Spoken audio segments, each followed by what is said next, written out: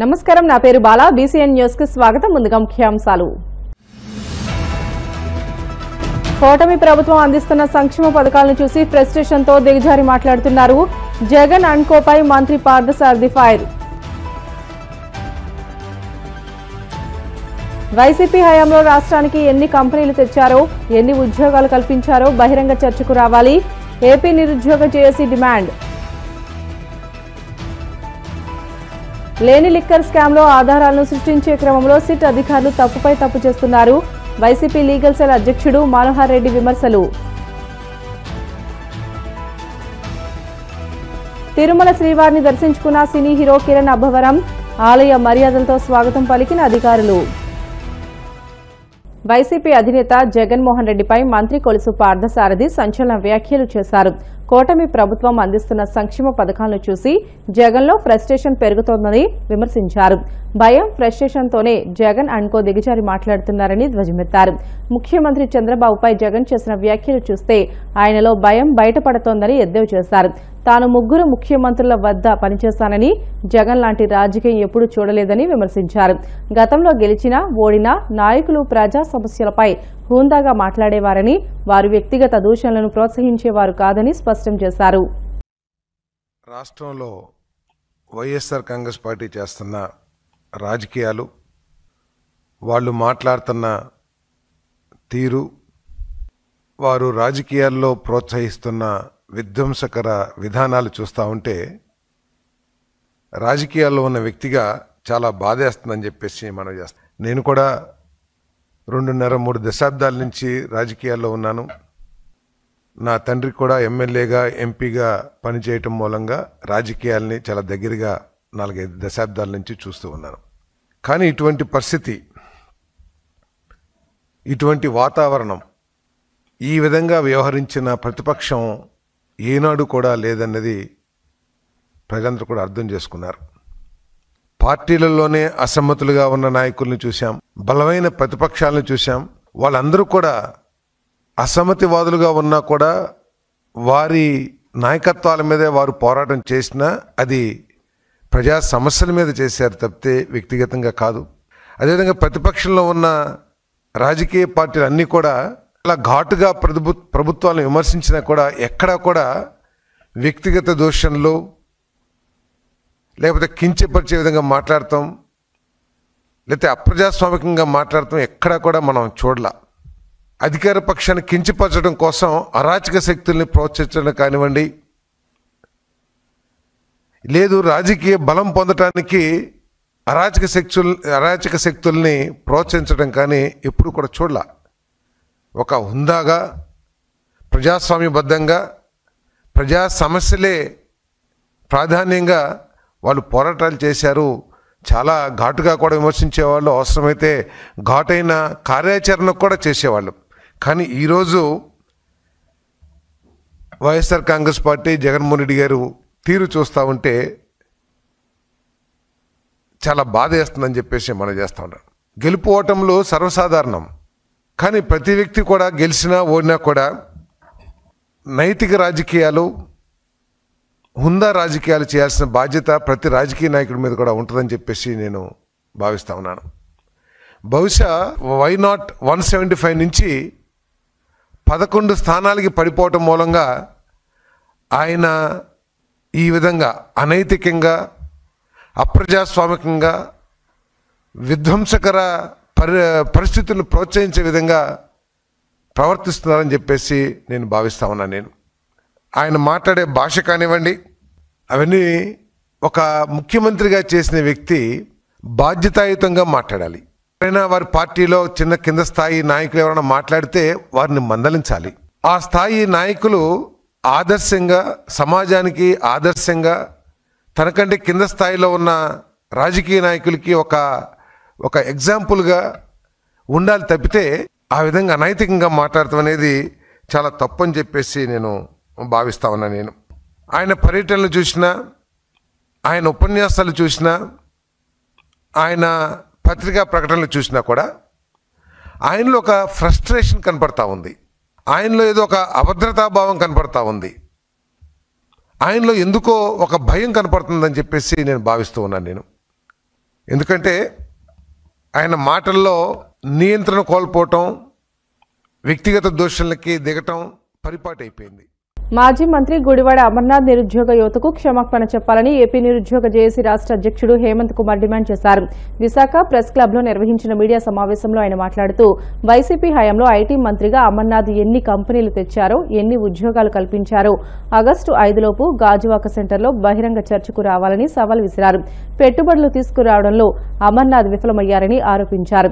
చంద్రబాబు నేతృత్వంలోని కూటమి ప్రభుత్వం పెట్టుబడులను తీసుకురావడంలో, ఐటీ ఉద్యోగాలు కల్పించడంలో చేస్తున్న ప్రయత్నాలపై వ్యాఖ్యానించే హక్కు ఆయనకు లేదని ఆగ్రహం వ్యక్తం చేశారు.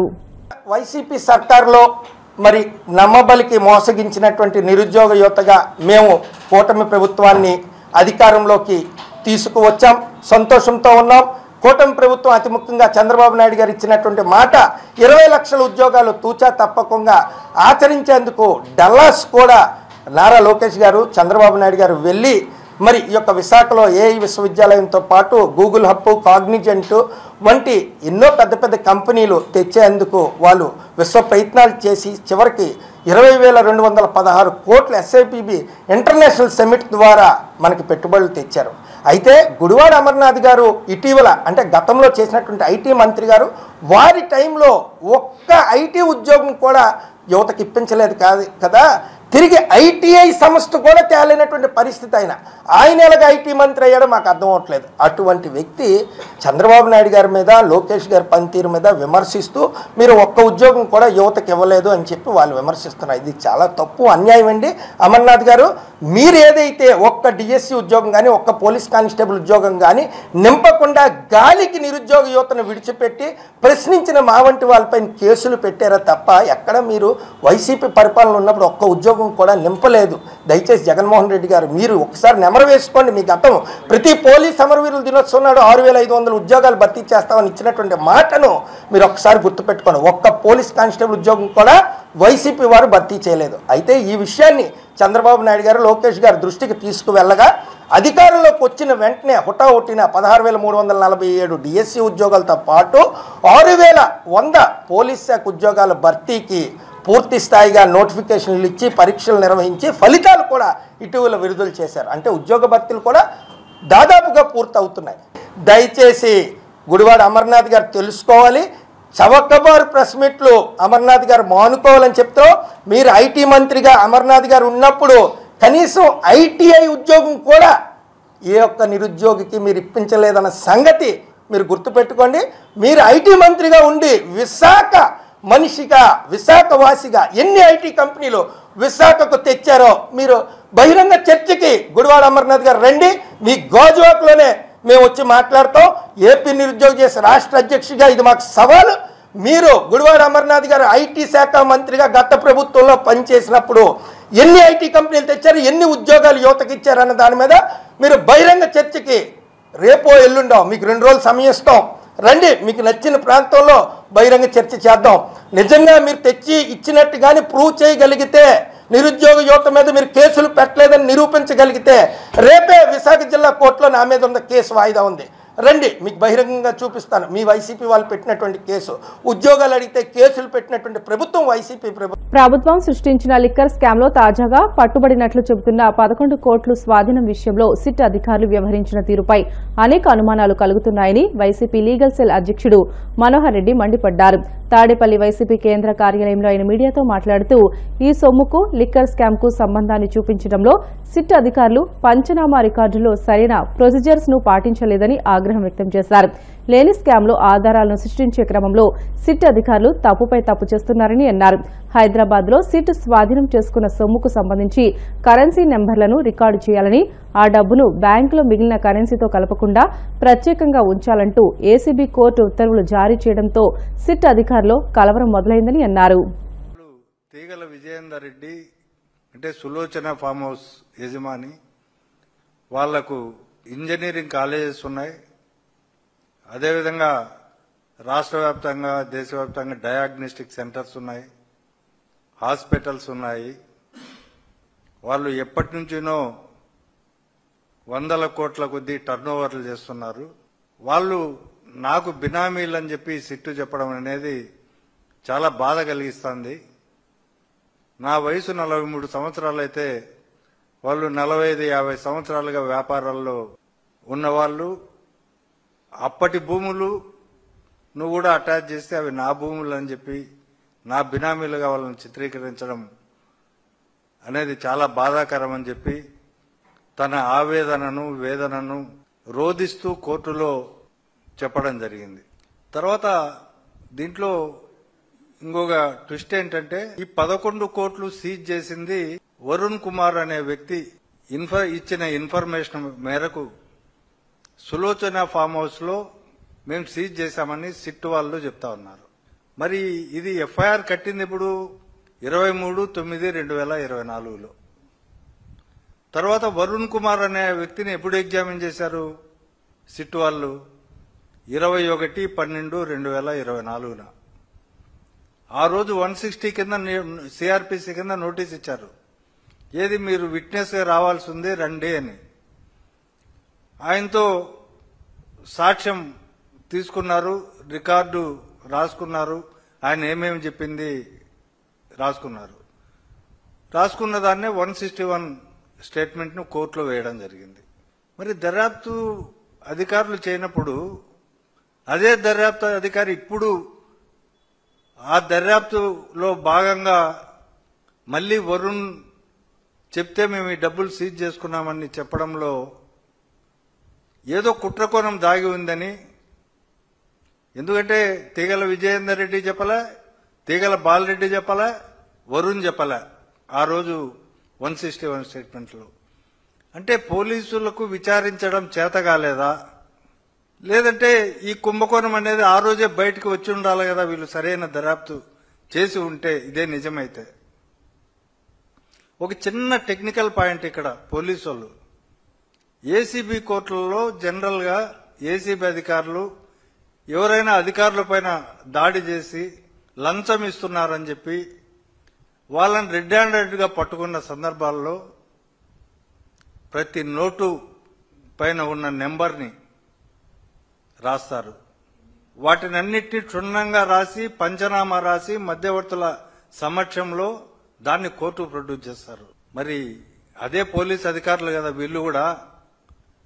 మరి ఇది 11 కోట్లు సీజ్ చేసి ఉంటే సులోచన ఫామ్ హౌస్ లో వాళ్ళ సిట్టు దర్యాప్తు పైన నమ్మకాన్ని కలగాలంటే జూన్ నాటి నుంచి, ఎప్పుడైతే 2024 జూన్లో దీన్ని డబ్బులు పెట్టారంటున్నారు కదా, అప్పటి నుంచి కూడా ఇప్పటి వరకు సీజ్ చేసినంత వరకు సీసీ ఫుటేజ్లను కోర్టుకు ప్రొడ్యూస్ చేయమనండి, నిజాలు తెలుస్తాయి. పశ్చిమ గోదావరి జిల్లా నరసాపురం మండలం రుస్తుంబాద పంచాయతీ మంగళగట్టు పాలెం గ్రామంలోని జగనన్న కాలనీలో నెలకొన్న సమస్యలను పరిష్కరించాలంటూ కాలనీ వాసులు ప్రభుత్వ whip MLA Bhumidi Nayakar RDO దాసరాజుకు విన్నవించారు. గత వైసీపీ ప్రభుత్వ అధికారుల మాటలు నమ్మి పట్టణానికి దూరంగా ఇచ్చిన స్థలాల్లో ఇల్లు నిర్మించుకున్నామని అన్నారు. అయితే నేటికి సరైన రహదారులు, తాగునీటి వంటి సౌకర్యాలు కాలనీలో లేకపోవడం వల్ల చాలా ఇబ్బందులు పడుతున్నామని వాపోయారు. కనీసం మౌలిక వసతులైనా కల్పించి అభివృద్ధి చేయాలని కోరారు. ఎందుకంటే ఈ ప్రభుత్వంలో మమ్మల్ని పట్టించుకుని సరైన మాకు సదుపాయాలు దయచేసి కల్పించమని నేను కలెక్టర్ గారికి, ఎమ్మెల్యే గారికి, ప్రముఖ అధికారులతో నమస్కరిస్తూ నేను విజ్ఞాపన చేసుకుంటున్నాను. ఎందుకంటే మేము చాలా ఇబ్బంది పడుతున్నామండి. స్కూల్కి వెళ్ళడానికి కూడా మాకు సరైన మార్గాలు లేవు. వర్షం వచ్చిందంటే రోడ్డు జారిపోతున్నాయండి. అక్కడ గేదెలు, ఆవులు రైతులు పక్కన ఇచ్చారండి మాకు. ఆ ఆవులు గేదెలు వచ్చేసి మాకు పాడేస్తున్నాయండి. ఏదైనా అంటే రైతులు కూడా మా మీద గొడవకు వస్తున్నారు. అక్కడ గేదెలు కూడా ఆపుకోమంటే ఆపుకోవట్లేదు. చాలా దారుణంగా ఉందండి. ఏదైనా సరే ఒక గేదె వచ్చిందంటే గొట్టాలు కూడా ఊడిపోతున్నాయండి. చాలా ఇదిగా ఉంటుందండి. ఏదైనా మాట్లాడదామంటే మీరే వచ్చి ఉంటున్నారని మా మీద గొడవ. మరి అధికారులకి మనం చేసుకుంటున్నాం. మాకు రోడ్డు మొన్న 500-450 డమ్మీల్లో 30 వాడుతూ ఉన్నాయని ఊడిపోయి నీళ్ళు వెళ్ళిపోతుంది. వాటి విషయం కూడా డమ్మీలు చేయాలని మేము కోరుతున్నామండి. అయ్యా మాకు రోడ్డు సహాయం చేయండి, డ్రైన్లు కూడా సహాయం చేస్తారని మీరు కడతారని. మీకు టైంకి నీళ్ళు కూడా ఇవ్వట్లేదండి. మరి చాలా ఇబ్బంది పెడతా ఉన్నారు. ఆ వాటర్ గురించి కూడా మీరే మరి జగనన్న కాలనీ మంగళకొట్టిపాలెం ఏంటంటే మాకు జగనన్న కాలనీ ఇచ్చారు 5 సంవత్సరాల క్రితం. మరి దాంట్లో సరైన మార్గాలు లేవు అక్కడ. వాటర్ విషయంలో కానీ, రోడ్డు విషయంలో కానీ ఇచ్చిన పైపులు కూడా వేస్టేజ్ ఎక్కువైపోతుందని అడుగుతుంటే మరి మీరు అధికారుల దగ్గర మాట్లాడమని అందరికి చెప్పారు. దాని నిమిత్తం ఇక్కడికి వచ్చాం.